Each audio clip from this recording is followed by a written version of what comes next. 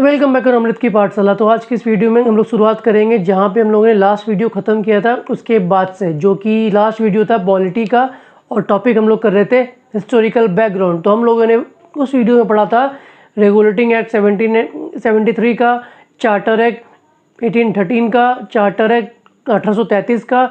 तो आज हम लोग उसके बाद से जो चार्टर एक्ट का एक और जो पार्ट है 1853 का वो वाला पढ़ेंगे। उसके बाद आएगा इंडियन काउंसिल एक्ट, उसके बाद हम लोग पढ़ेंगे मॉन्टे मिल्डो रिफॉर्म 1909 का। तो वीडियो स्टार्ट करने से पहले जितने भी लोग वीडियो देख रहे हैं प्लीज़ जाके लाइक करें, चैनल को सब्सक्राइब करें और वीडियो को ज़्यादा से ज़्यादा शेयर करें। तो चलिए स्टार्ट करते हैं।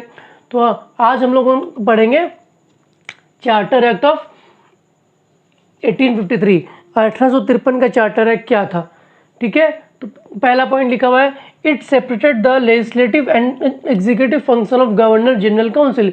तो इस एक्ट का पहला फीचर क्या है, तो इस एक्ट के ज़रिए गवर्नर जनरल का लेजिस्लेटिव जो न्यायपालिका वाला था और जो एग्जीक्यूटिव जो फंक्शन था गवर्नर जनरल काउंसिल के लेजिस्लेटिव जो कानून बनाने से जुड़ा हुआ जो काउंसिल था वो, और जो एग्जीक्यूटिव उस कानून को लागू करने वाला जो डिपार्टमेंट था वो, इन दोनों को अलग अलग कर दिया गया, ठीक है। उसके बाद इसमें क्या हुआ, 6 मेंबर को जोड़ा गया काउंसिल में, जिसका नाम क्या दिया गया, लेजिस्लेटिव काउंसलर्स।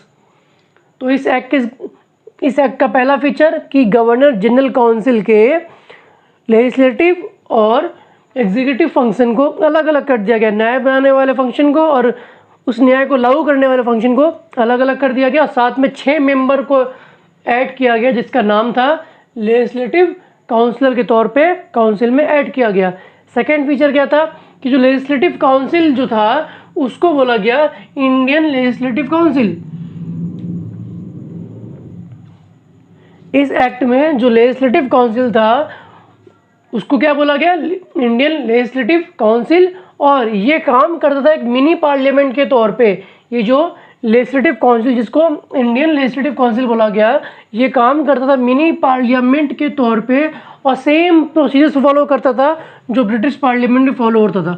प्रोसीजर किसी रूल्स को बनाने के लिए ब्रिटिश पार्लियामेंट में फॉलो होता था, सेम रूल ऑफ फंक्शन को यहाँ पे लेजिस्लेटिव काउंसिल में भी क्या हुआ, इंडिया में गवर्नर जनरल काउंसिल के तौर पे यूज़ करने लगा और सेम प्रिंसिपल्स को फॉलो करने लगा। और लेजिस्लेटिव काउंसिल जो एक तरह से मिनी पार्लियामेंट के तौर पे काम करने लगा इंडिया में, जहाँ पे सेम प्रोसीजर को फॉलो किया गया जो ब्रिटिश पार्लियामेंट में किया जाता था। थर्ड फीचर क्या है, तो थर्ड है, it introduce an open competition system of selection and recruitment of civil servants. तो इस एक्ट का थर्ड फीचर क्या है कि इसके जरिए ओपन कॉम्पिटिशन सिस्टम लाया गया। इस एक्ट के जरिए, चार्टर एक्ट ऑफ 1853 के जरिए एक ओपन कंपटीशन सिस्टम को इंट्रोड्यूस किया गया। किस लिए, तो सिलेक्शन करने के लिए, भर्ती करने के लिए, किसका, सिविल सर्वेंट्स का। गवर्नर जनरल काउंसिल है, अब वो लोग अगर लेजिस्लेटिव काम करेगा, एग्जीक्यूटिव काम करेगा, तो क्या चाहिए उनको, इंडिया के कुछ लोग चाहिए जो इस काउंसिल में जाके भर्ती हो सके और ब्रिटिश को हेल्प कर सके। तो इसलिए उन्होंने क्या किया, उन लोगों ने एक ओपन कंपटीशन सिस्टम लागू किया, बनाया, किसके लिए, सिलेक्शन और रिक्रूटमेंट करने के लिए सिविल सर्वेंट्स का। फोर्थ फीचर क्या है, फोर्थ फीचर है, the act allowed the company to retain the position of Indian territories. इस एक्ट के जरिए ईस्ट इंडिया कंपनी को ये अलाउ किया गया कि आप इंडिया में क्या करें, इंडिया के टेरिटरी को अपने अंडर रखे, अपने अंडर बनाए रखे। बस किस नाम पे, जो भी टेरिटरी था वो अब क्या हुआ, इस एक्ट के जरिए ईस्ट इंडिया कंपनी को अलाउ किया गया कि आप अपने पास रखिए, लेकिन खुद के नाम पे नहीं। किसके नाम पे, तो ब्रिटिश क्राउन के ट्रस्ट पे। मतलब कि जो भी होगा ब्रिटिश क्राउन के अंडर रह के उस टेरिटरी को अपने कंट्रोल में रखिए। और इसके लिए क्या किया, कोई भी पर्टिकुलर पीरियड नहीं किया गया, जैसे पहले था कि 20 साल के लिए बढ़ा दिया गया था। तो इस एक्ट के जरिए क्या हुआ, कोई भी टाइम पीरियड नहीं दिया गया, बस बोला गया कि आप जो भी इंडियन टेरिटरी है उसको अपने पास रखिए, लेकिन किसके अंडर रखे, ब्रिटिश क्राउन के अंडर रखिए, ब्रिटिश क्राउन के नाम पे आप वो टेरिटरी को अपने पास रखिए। इसके बाद क्या है, इसके बाद the act also introduce local representation in central legislative council. इस एक्ट के जरिए सेंट्रल लेजिस्लेटिव काउंसिल में, इस एक्ट चार्टर एक्ट ऑफ 1853 के जरिए क्या हुआ, सेंट्रल लेजिस्लेटिव काउंसिल में लोकल रिप्रेजेंटेशन भी होने लगा। लोकल रिप्रेजेंटेशन को सेंट्रल लेजिस्लेटिव काउंसिल में इंट्रोड्यूस किया गया, ठीक है, जिसमें से 6 लेजिस्लेटिव काउंसिलर जो थे इनको अपॉइंट किया गया, जिसमें से 4 जो थे वो लोकल मतलब प्रोविंशियल गवर्नमेंट का था, और किसका था, बॉम्बे, मद्रास, आगरा, बंगाल। तो इस एक्ट से क्या इंट्रोड्यूस किया गया, इस एक्ट के ज़रिए लोकल सेंट्रल लेजिस्लेटिव जो काउंसिल था उसमें लोकल रिप्रेजेंटेशन को इंट्रोड्यूस किया गया, जिसमें 6 लेजिस्लेटिव काउंसलर को अपॉइंट किया गया। 6 में से 4 जो था वो लोकल जो प्रोविंस था बॉम्बे, मद्रास, आगरा और बंगाल, यहाँ से अपॉइंट किया गया था। अब हम लोग देखेंगे गवर्नमेंट ऑफ इंडिया एक्ट 1858। इसमें क्या था कि from now onwards India was govern by and in the name of her majesty. Her majesty मतलब जो एम्पायर था ब्रिटेन का, उसके नाम पे अब इंडिया को गवर्न करना शुरू कर दिया गया। और द डेजिग्नेशन जो पद था गवर्नर जनरल ऑफ इंडिया का, गवर्नर जनरल ऑफ इंडिया के पद को चेंज कर दिया गया वायसरॉय ऑफ इंडिया के तौर पे। मतलब अब क्या हुआ कि ब्रिटिश का जो ब्रिटिश एम्पायर था उसके नाम पे इंडिया को गवर्न करना शुरू कर दिया गया, और साथ ही जो गवर्नर जनरल ऑफ इंडिया का जो पद था उसका नाम बदलकर वायसरॉय ऑफ इंडिया कर दिया गया। लॉर्ड कैनिंग पहला वायसरॉय था इंडिया के, लॉर्ड कैनिंग इंडिया का पहला वायसरॉय था। उसके बाद क्या है, इंडेड द डुअल सिस्टम, जो डुअल सिस्टम जिसको लागू किया गया था 1784 के एक्ट से, 1784 के पिट्स एक्ट से जब डुअल गवर्नमेंट को लागू किया गया था, तो इस एक्ट के ज़रिए क्या गया कि जो डुअल सिस्टम का जो पूरा गवर्नमेंट का जो डुअल सिस्टम था उसको ख़त्म किया गया। कैसे, तो बोर्ड ऑफ कंट्रोल और कोर्ट ऑफ डायरेक्टर, इन दोनों को हटा के डुअल सिस्टम को ख़त्म कर दिया गया। उसके बाद क्या था कि इसमें एक नया ऑफिस बनाया गया, सेक्रेटरी ऑफ स्टेट। इस एक्ट के ज़रिए एक नया ऑफिस बनाया गया सेक्रेटरी ऑफ स्टेट का इंडिया के लिए, जो कि कौन था, जिसको कंप्लीट अथॉरिटी दिया गया और कंट्रोल दिया गया पूरे इंडिया के एडमिनिस्ट्रेशन के लिए। मतलब एक नया ऑफिस बनाया गया सेक्रेटरी ऑफ स्टेट का, जो क्या करेगा, खुद अपने दम पे पूरे इंडिया के कामकाज को संभालेगा, और कंप्लीट उसको अथॉरिटी और कंट्रोल दिया गया पूरे इंडिया के एडमिनिस्ट्रेशन पे। उसके बाद इट इस्टेब्लिश 15 मेंबर काउंसिल। इस एक्ट के ज़रिए 15 मेंबर काउंसिल को इस्टेब्लिश किया, किस लिए, to assist the secretary of state. India के सेक्रेटरी ऑफ स्टेट को हेल्प करने के लिए इस एक्ट के ज़रिए 15 मेंबर काउंसिल को इस्टेब्लिश किया गया, और ये एक तरह का एडवाइजरी बॉडी था जो इस सेक्रेटरी ऑफ स्टेट को हेल्प करता था उसे काम करने में। और ये क्या था, और इसका चेयरमैन कौन था, सेक्रेटरी ऑफ स्टेट जो है इस काउंसिल का चेयरमैन था। और ये 15 मेंबर काउंसिल बनाया गया था, एक एडवाइजरी बॉडी था जो सेक्रेटरी ऑफ स्टेट को उसके काम में हेल्प करने के लिए बनाया गया। आगे तो अब आगे क्या है, इंडियन काउंसिल एक्ट ऑफ 1861 का इंडियन काउंसिल एक्ट। तो इस एक्ट में क्या था, तो लिखा हुआ है, फर्स्ट फीचर था इस एक्ट का, by this act the British relaxed the rule that the council shall consist exclusively of officials.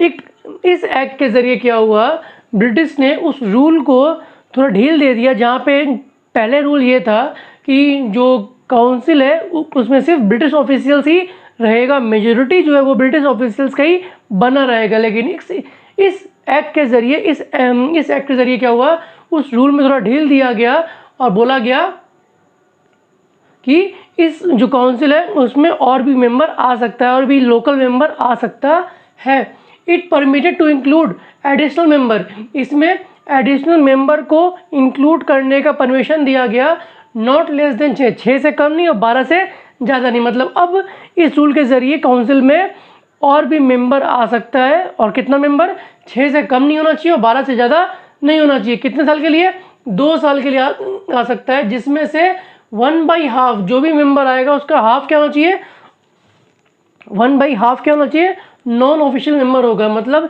इस रूल के ज़रिए क्या हुआ, तो इस एक्ट के ज़रिए क्या हुआ कि जहाँ पे पहले काउंसिल में ब्रिटिश ऑफिशियल का मेजोरिटी था, इस एक्ट के ज़रिए उस रूल में ढील दिया गया, और क्या बोला गया कि इसमें आप एडिशनल मेंबर को भी जोड़ सकते हैं, और कितने मेंबर, कि मेंबर 6 से कम नहीं होना चाहिए और 12 से ज़्यादा नहीं होना चाहिए। और उसमें से जितने भी मेंबर आएंगे उसमें से हाफ जो है वो नॉन ऑफिशियल, मतलब लोकल जो है इंडियन होने चाहिए और ब्रिटिश ऑफिशियल नहीं होने चाहिए। सेकेंड क्या था, it initiated the process of decentralisation. 1773 के एक्ट से जो सेंट्रलाइजेशन शुरू हुआ था, जहाँ पे बॉम्बे और मद्रास के गवर्नर से पावर छीन के उनको गवर्नर जनरल ऑफ बंगाल के अधीन ला दिया गया था, उनके अंडर रख दिया गया था।